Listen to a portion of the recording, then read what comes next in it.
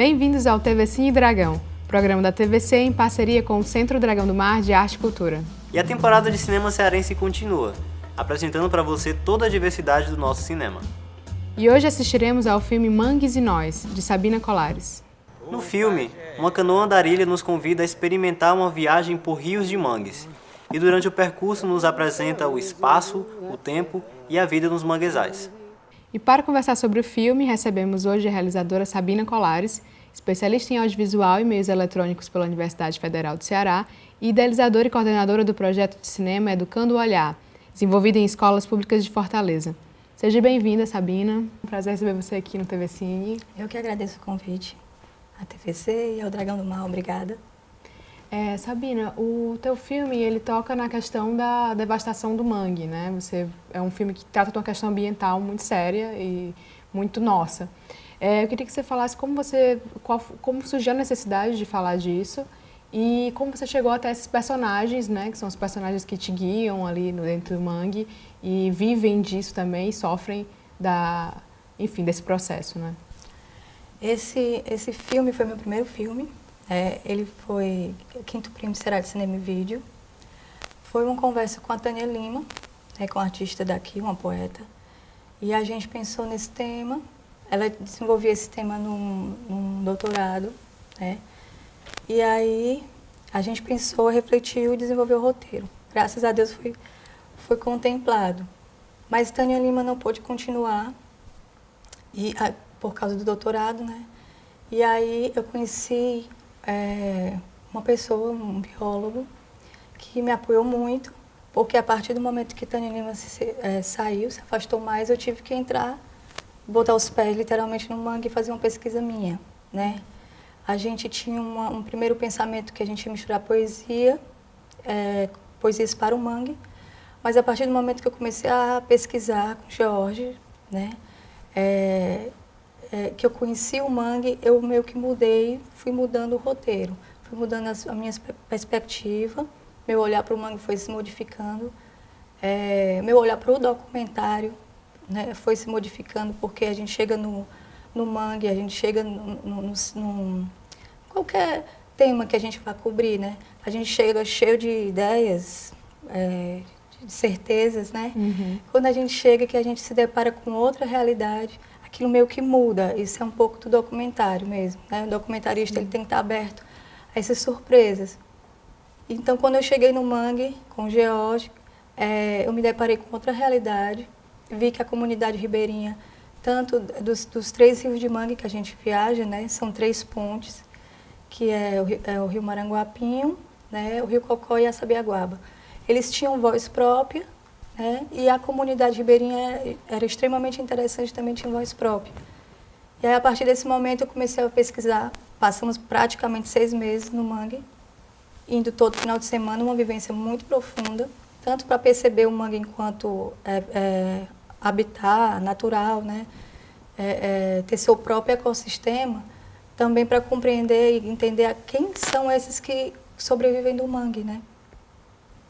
O que é que eles fazem? E com os índios, Tapeba foi super interessante, que eles coletam caranguejo, né? E a gente meio que abordou mais as catadoras, né? Eles sobrevivem do mangue. Aquele rio, o rio que vai aparecer no filme, é um rio extremamente poluído, mas no decorrer das nosso trabalho de pesquisa, a gente quis que o filme tivesse uma outra pegada, assim, a gente não queria fazer nenhum tipo de crítica mais forte à poluição do mangue, à devastação do mangue, ou mesmo até o modo como eles sobrevivem, como é difícil, né? A gente quis ir por outro viés, né? Talvez até um viés um pouco mais poético, que tem mais a ver com a gente, mas ao mesmo tempo é uma bandeira de luta que a gente levanta. E naquele momento que a gente está ali com os índios Tapeba, eles estão coletando aquele caranguejo, um modelo de arapuca, né? Sim. Que chama fojo, que só existe aqui, eles que inventaram. E isso é extremamente interessante. Eles descem o rio todo dia, coletam o caranguejo, eles montam cerca de 100 fojos daquele, elas, né, as marisqueiras, as coletoras de caranguejo, e depois eles voltam para coletar esse caranguejo e vender. Isso é muito duro, é uma vida muito dura, aquele rio ele é extremamente poluído. Eu acredito que talvez seja o mais poluído que eu tenha conhecido aqui, mas a gente optou por mostrar um outro lado, talvez até da própria beleza do lugar, porque quando você se depara com aquela imagem, você não imagina que você está a 10, 15 minutos de Fortaleza. Parece Sim. que você está em outro canto, são árvores muito altas, é uma vegetação muito vasta, muito bonita. A gente desceu aquele rio até perto da Barra do Ceará, né, com eles, e conhecemos e apresentamos no filme o modo deles sobreviverem. Né? Então, já lá no Cocó, que é no Iguatemi, né, a gente percebeu que não tinha comunidade ribeirinha. Então, a gente, procurando, vamos dizer assim, o que é que impacta no mangue, a gente percebeu que o maior impacto que tem, que devasta mesmo o mangue, é a ponte. Né? A ponte sobre o rio, ela tem um impacto enorme, ela causa uma mudança naquele ecossistema e a gente não imagina que isso ocorra. Né?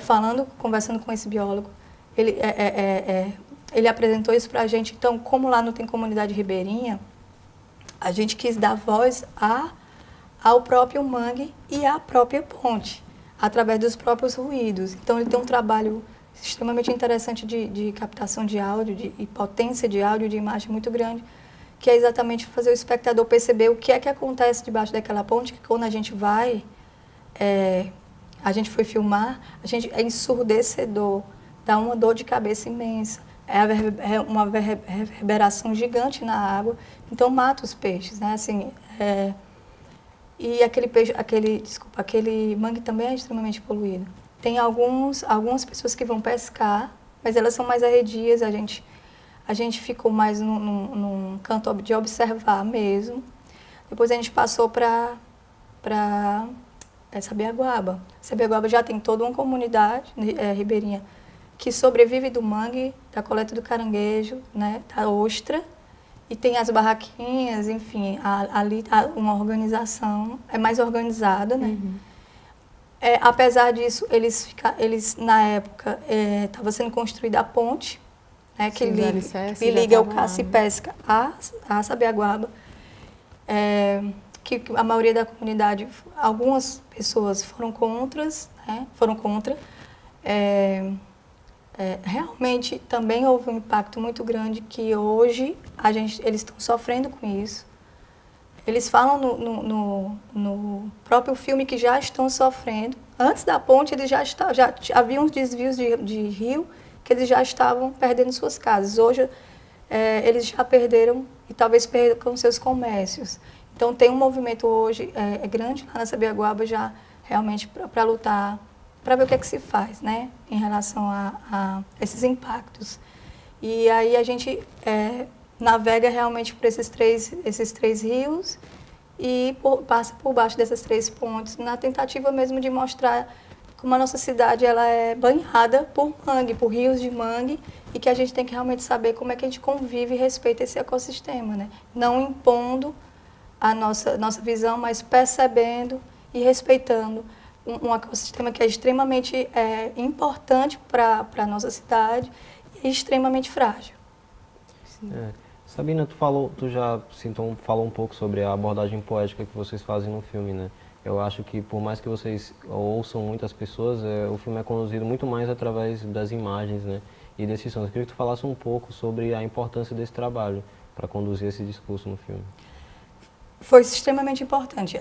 Foi a partir do momento que, como realizadora, assim, pensando, não diria como documentarista, mas quando eu fui visitar o mangue, eu meio que fui tirando vamos dizer assim, as impressões que eu tinha desse mangue. Uhum. E fui conhecer o mangue naturalmente, a modo como ele é. E uma das coisas que eu me surpreendi mais foi com o silêncio do mangue. Né? O tempo também, né? O tempo e o silêncio. Como mostrar esse tempo e esse silêncio num filme que não fosse a partir de uma perspectiva de experiência, de fazer com que o espectador experimente isso, experiencie isso, e não seja simplesmente ouvindo da boca de uma pessoa. Então, a intenção era fazer com que o filme ele fosse uma experiência. O espectador, ele é bem mais longo, ele é um média-metragem, não só por interesse dele ser um média-metragem, mas porque realmente a gente respeitou o percurso de tempo que essa canoa se desloca pelo mangue. É um rio que é um filme que ele é muito mais dentro da água, para fora, né, do que da margem para o rio, porque a gente está sempre navegando, né. A gente tinha essa intenção que ele continuasse sendo poético, que foi uma perspectiva da Tânia, e essa intenção que ele chegasse no espectador a partir de uma experiência e não simplesmente de um discurso, vamos dizer assim, de autoridade, vamos dizer assim. Uma autoridade chegou lá e disse. A gente queria apresentar o mangue e dar voz ao mangue, apresentar a comunidade ribeirinha e dar voz à comunidade ribeirinha. Ele é um filme muito mais etnográfico nesse sentido, né? Então, a gente se desfez dessa ideia, dessa perspectiva de dar voz a professores, etc., a pessoas pesquisadores que tinham uma perspectiva já formada e ouvir as pessoas que vivem naquele lugar, né? É interessante isso, né? Porque o filme, além de muitas paisagens naturais e, claro, as intervenções humanas, né, e catastróficas que acontecem, ele tem muitas paisagens humanas também, né? Exatamente. A intenção era essa. Quem são essas pessoas? Apresentá-las, né? Mostrar mesmo, vamos dizer assim, não só no sentido de ouvi-las, mas delas serem paisagem mesmo no filme. Os rostos, os corpos, como é que eles se movimentam. As marisqueiras, elas têm todo já impregnado no próprio corpo, um modo de carregar o saco, de colocar aquele fojo. E a gente queria muito mostrar isso, né? Assim, como é que eles se movimentam, como é que é esse corpo nesse filme, né? Nesse espaço, esse tempo que é dilatadíssimo, que é o que eu falei que me interessa muito, que eu quis respeitar.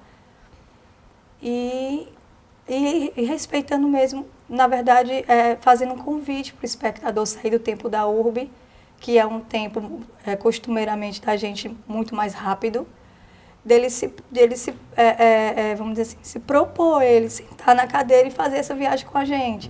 Era meio nessa perspectiva também, essa coisa de vamos com a gente na canoa conhecer esse espaço que a gente quer muito mais mostrar do que falar, né? Sabina, eu vou ter que interromper rapidinho, a conversa está muito boa. A gente vai ter que fazer um intervalo muito rápido, mas a gente volta daqui a pouco, tá?